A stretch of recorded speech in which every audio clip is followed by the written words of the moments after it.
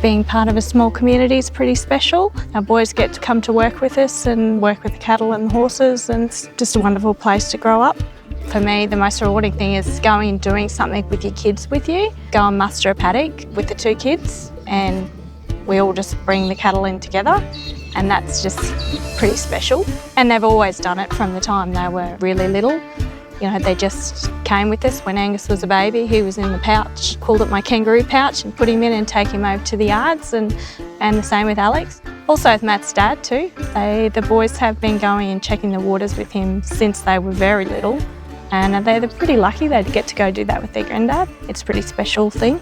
Yeah, no, I think they're pretty special. They made life worth living. I suppose that's grandparents, isn't it? My grandfather donated, and we've had a beast come through that was not in with a other mob or something, was sending cattle to sale. Dad always said, "Oh, we'll sell that one for Flying Doctor."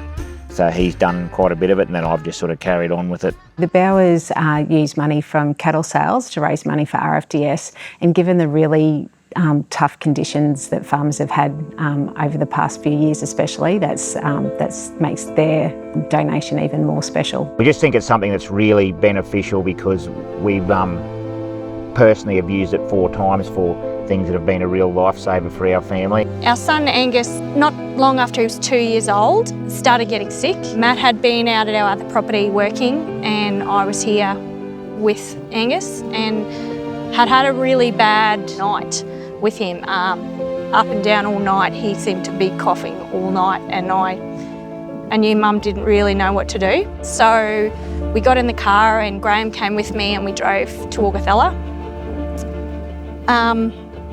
About 20 k's out of Augathella, Angus' his breathing was getting really difficult, and he turned blue in the car on me, and we had no mobile service.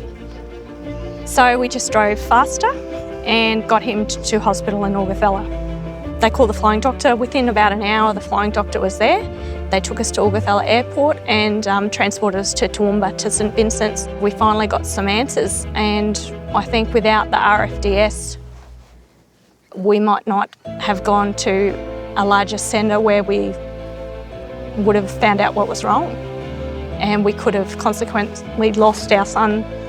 That Flying Doctor's there. If we didn't have that service, we'd be in a lot of trouble. I just think there's so many ways that the Flying Doctor helps our community and has helped our family personally too.